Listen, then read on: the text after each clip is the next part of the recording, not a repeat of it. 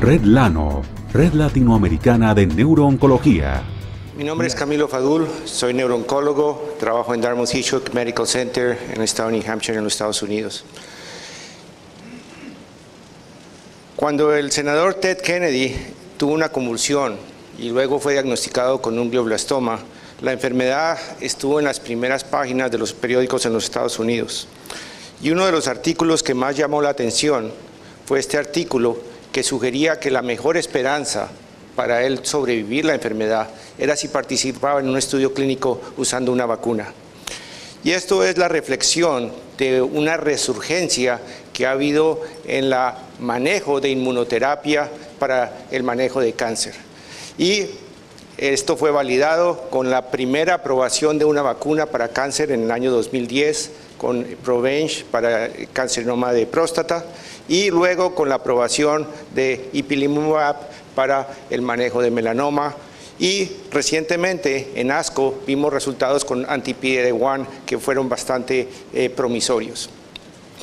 Ya hemos oído cuáles son las limitaciones en el manejo de esta enfermedad. Y la pregunta es si con radioterapia, quimioterapia, cirugía extensiva vamos a mejorar algo lo que ya hemos logrado en el manejo de estos pacientes. Y mi labor en el día de hoy es informarles un poco sobre el manejo de inmunoterapia y si el manejo de inmunoterapia en pacientes con gliomas de alto grado va a mejorar la sobrevida en esta población.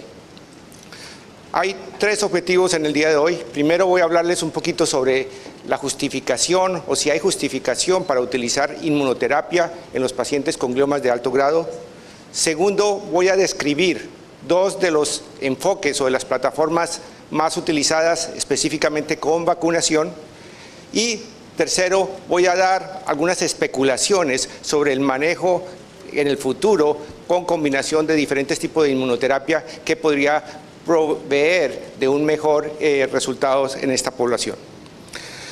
Lo primero es, ¿existe alguna racionalidad? Déjenme comenzar con la presentación de un caso, una paciente que yo tuve, una paciente de 37 años que se diagnosticó con glioblastoma en diciembre del 2000.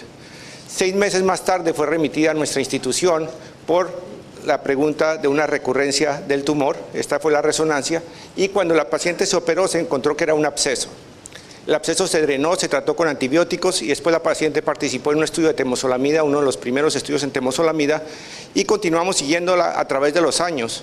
Y la sobrevida fue muchísimo mejor de lo que se esperaría para una paciente con el diagnóstico de glioblastoma y finalmente el tumor recurrió 7 años después del diagnóstico y a pesar de tratamiento con temozolomida y bevacizumab, el tumor progresó y finalmente murió 8 años después del diagnóstico. De nuevo, una sobrevida inusual para un paciente con glioblastoma. Y la pregunta es, ¿por qué esta paciente tuvo una mejor sobrevida? Hay numerosos reportes anecdóticos en los cuales se ha visto que cuando un paciente tiene una infección perioperatoria, esos pacientes tienden a tener un mejor pronóstico. Y ha sido anecdótico y el año pasado en Neurosurgery apareció este artículo en el cual era un estudio retrospectivo en el cual 197 pacientes con glioblastoma encontraron que había 10 pacientes que habían tenido una infección perioperatoria, un absceso, y esos pacientes, esos 10 pacientes tenían una muchísimo mejor sobrevida de 30 meses comparado con una mediana de sobrevida por los pacientes que no han tenido infección de 15 meses, sugiriendo que la estimulación del sistema inmune por la infección podría tener como un efecto colateral el ataque de tumores o de las células tumorales por ese infiltrado inflamatorio. La otra pieza de información que sugiere que el sistema inmune tiene un papel o un rol es lo que se había discutido esta mañana con respecto al microambiente tumoral. Hay numerosos estudios que sugieren que hay una correlación directa entre la infiltración inflamatoria del tumor y sobrevida, y este es el más reciente que apareció en julio del año pasado, y sugieren que al aumentar o al haber un aumento en las células efectoras en el tejido tumoral va a mejorar la sobrevida, de nuevo sugiriendo que debe haber un patrón del sistema inmune que ayuda a mejorar el pronóstico de estos pacientes. Lo otro que ha sucedido es que hoy entendemos mucho mejor el sistema inmune y sabemos que el sistema inmune es una balanza en el cual hay células efectoras que están tratando de estimular el sistema inmune, es el acelerador del sistema inmune, y hay células regulatorias que son el freno del sistema inmune, y esa balanza entre freno y acelerador está constantemente en función. Sabemos que en el caso de glioblastoma existe una desviación, está sesgado este sistema hacia el freno. El freno, el sistema inmune está completamente frenado, está inmunosuprimido, y esto proporciona un ambiente propicio para el tumor progresar. Esta mañana se hablaba mucho sobre el microambiente y, de nuevo, en resumen, esta balanza dentro del microambiente tumoral es fundamental para poder proporcionar un ambiente propicio para el tumor progresar.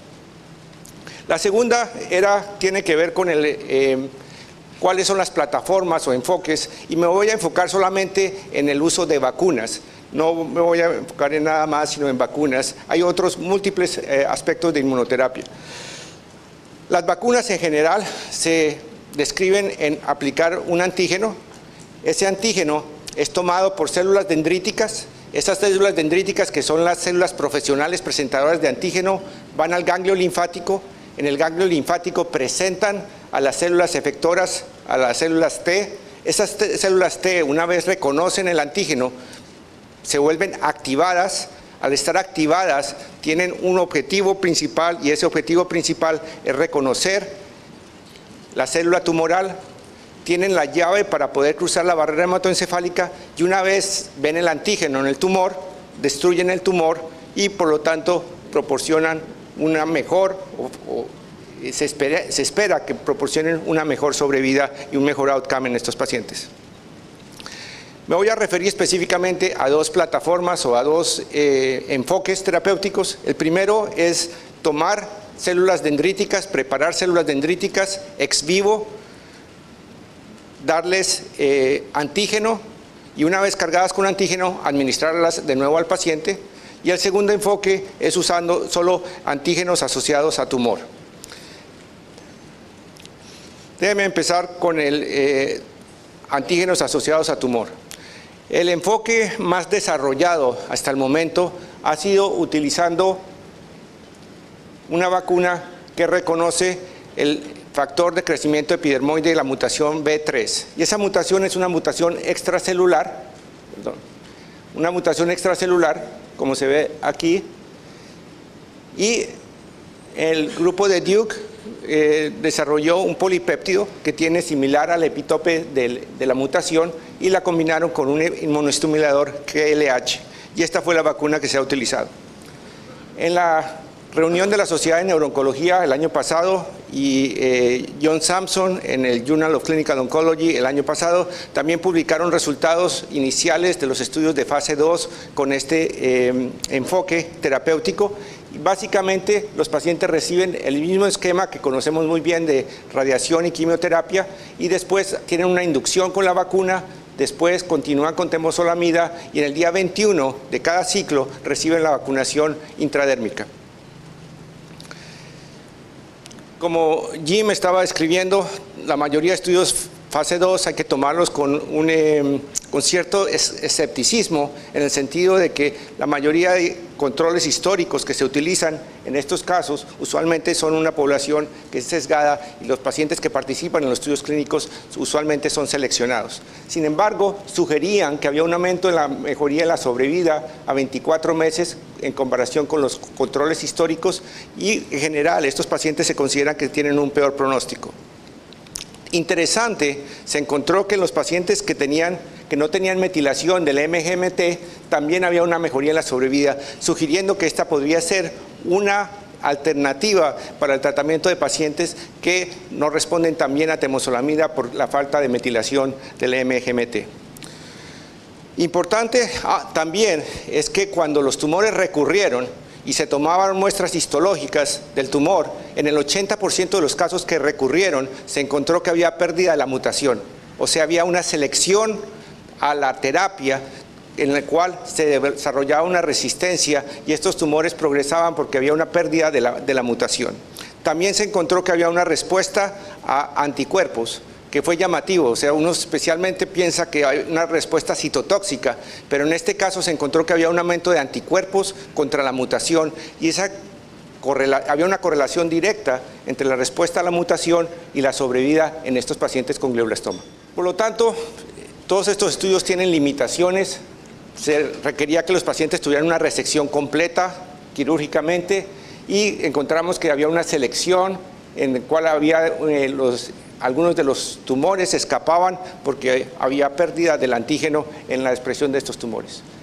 Hay un estudio de fase 3 y nosotros estamos participando, y yo creo que de pronto algunos de ustedes están participando en este estudio, en el cual nos va a decir si realmente este enfoque va a mejorar la sobrevida de los pacientes. Los pacientes son aleatorizados a un brazo en el cual reciben la vacuna más temozolomida, o el otro que hay KLH, que es el inmunoestimulante, y la sobrevida es el principal objetivo en este estudio clínico. El segundo enfoque, y es el que hemos utilizado nosotros y el cual hemos desarrollado, es utilizando células dendríticas. Y esto requiere de 3 pasos. Primero es la preparación de las células dendríticas, y usualmente se obtiene de monocitos que se obtienen del paciente, se maduran, y una vez se maduran en células dendríticas inmaduras se les da el antígeno, usualmente un lisado tumoral. Luego se administran por formas diferentes. Una puede ser intradérmica, la otra puede ser directamente en ganglio linfático, o la otra directamente intratumoral, dejando un catéter. Y después se monitorea los resultados por diferentes formas, ya sea clínico, por inmunológico o también por estudios imagenológicos. Este es el esquema que seguimos en nuestros pacientes que tratamos y publicamos el año pasado, en los cuales después de completar la radioterapia y quimioterapia se les daban 3 vacunas que se inyectaban directamente en el ganglio linfático. Los resultados de este estudio eran inmunológicos. No estábamos, lógicamente queríamos medir la sobrevida, pero eran inmunológicos. Queríamos ver si se desencadenaba una respuesta inmune y si esa respuesta inmune se correlacionaba con sobrevida. Y encontramos que ese era el caso, que cuando combinábamos múltiples parámetros inmunológicos había una correlación con la sobrevida en los pacientes que recibían la vacunación. En el pasado había temor de combinar inmunoterapia con quimioterapia, porque el pensamiento era que se bloqueaba la inmunoterapia al disminuir las células inmunes. Sin embargo, existe hoy evidencia que sugiere que la combinación de radioterapia con quimioterapia y inmunoterapia tiene un efecto benéfico, y posiblemente tiene que ser con disminución de todos estos aspectos regulatorios. El año pasado se publicaron 4 estudios que sugieren que debe haber un aumento en la mejoría de la sobrevida. De nuevo, estos son estudios iniciales, la mayoría de fase 1, pero significativamente no había muchísima toxicidad. Más recientemente, este año, hay una publicación de Bélgica en el cual reportan casi 70 pacientes que ellos han tratado con vacuna en Bélgica. De nuevo, este enfoque tiene limitaciones. Está limitado con respecto a que son pacientes seleccionados, pacientes que quirúrgicamente se les puede resecar casi la mayoría del tumor. Este enfoque o plataforma es bastante costosa, casi entre $15,000 y $20,000 para tratar cada paciente. Y no solo eso, sino que también todos utilizamos una forma distinta de cómo preparar las células, y esto es lo que refleja este mapa. Cada uno puede tener una ruta de administración distinta, la dosis es distinta. Hoy sabemos que hay diferentes tipos de células dendríticas. Hay un tipo de células dendríticas que antes puede ser inmunosupresora, y realmente no queremos inyectar esas células inmunosupresoras en los pacientes que vamos a vacunar. Finalmente, existe un estudio de fase 3. Este estudio nosotros no estamos participando, pero este es un estudio por esta compañía en el cual los pacientes se hace la leucoforesis, se sacan las células, se les manda las células, se les manda el lisado tumoral, ellos preparan la vacuna y la remiten de nuevo, y los pacientes están aleatorizados a recibir placebo, que son ya células mononucleares. La progresión libre de enfermedad es el principal objetivo en este estudio, pero yo creo que si estos dos estudios se pueden completar, nos van a poder dar información realmente, finalmente, si existe algún beneficio con respecto a la administración de inmunoterapia en pacientes con glioblastoma. Definitivamente la inmunoterapia no es para todos los glioblastomas. Sabemos que los pacientes que son más jóvenes tienen un mejor pronóstico por sí, y una de las principales razones, creemos, es porque el sistema inmune es muchísimo mejor que los pacientes que son de mayor edad. Los pacientes usualmente tienen que estar sin esteroides, los pacientes se requiere que tengan una resección tumoral muy buena, y de nuevo necesitamos tener una homogenización con respecto a las formas en que medimos los resultados inmunes. Entonces todavía no es un éxito total con respecto a la inmunoterapia, está lejos de ser eso, pero de nuevo estos estudios clínicos nos van a proporcionar esa información. ¿Qué está en el futuro para inmunoterapia con respecto a glioblastoma? Primero, sabemos, como ya se dijo, que hay factores inmunosupresores secretados por el tumor. Entonces una estrategia sería inhibir esos factores inmunosupresores. Lo otro, sabemos que hay moléculas regulatorias que regulan esa comunicación entre las células dendríticas y las células T. Y finalmente, si pudiéramos identificar cuáles son los pacientes que se van a beneficiar de inmunoterapia, sería muy bueno. Lo primero es que uno de los factores que más se sabe es el TGF-beta, o el factor transformador de crecimiento beta. Este es activamente secretado por glioblastoma, y se cree que uno de los mecanismos de funcionamiento que se puede estimular por radiación es que bloquea el tráfico de células T a través de la barrera hematoencefálica. Por lo tanto, si hay muchísima secreción de este TGF-beta, realmente las células T no pueden traficar dentro del cerebro. Algunos datos que hay en apoyo de esta teoría es este estudio de Linda Liao. Ella vacunó 12 pacientes con células dendríticas y encontró que los pacientes que tenían sobreexpresión de TGF-beta tenían un muchísimo peor pronóstico, y la inmunoterapia y la respuesta inmune era muchísimo peor. Por lo tanto, no se necesita ser muy brillante para pensar que proporcionando células dendríticas y un inhibidor de TGF-beta podría proporcionar un mejor resultado en pacientes en los cuales hay una sobreexpresión de TGF-beta. El segundo es, ¿existe algún biomarcador que nos permita decir si este paciente debe recibir inmunoterapia o no?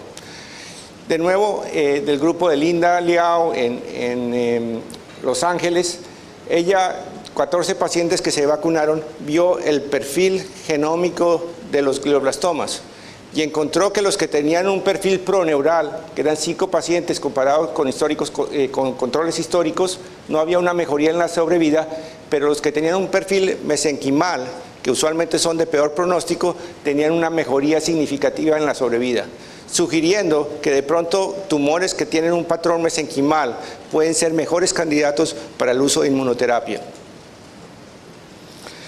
Finalmente, y esta es un área en que nosotros hemos trabajado muchísimo, es en la inhibición de las vías que pueden ser inmunoregulatorias. Como decía, hay vías regulatorias en las cuales la presentación del antígeno por la célula presentadora de antígeno y la célula T tienen estos frenos que le permiten o aumentar el efecto inmune o disminuir el efecto inmune. Y uno de esos frenos más importantes, como ya se dijo cuando se habló de melanoma, es el CTLA4. Por lo tanto, si se pone un freno al freno, se produce una excitación, una activación del sistema inmune. Y esa es ipilimumab.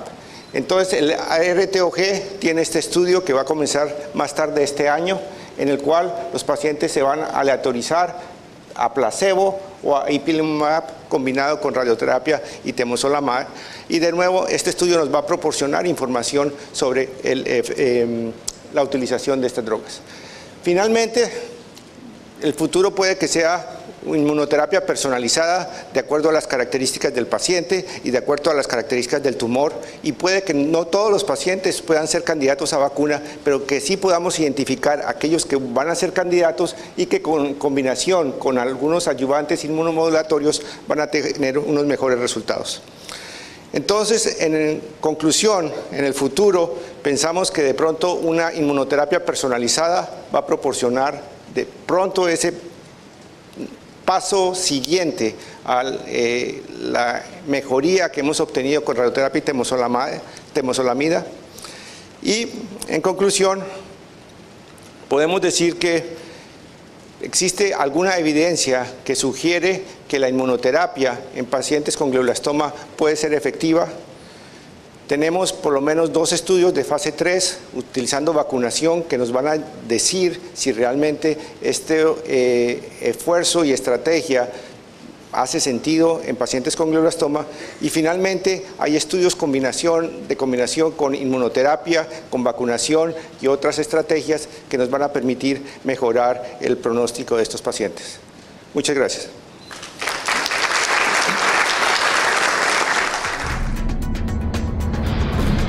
Red Lano, Red Latinoamericana de Neurooncología.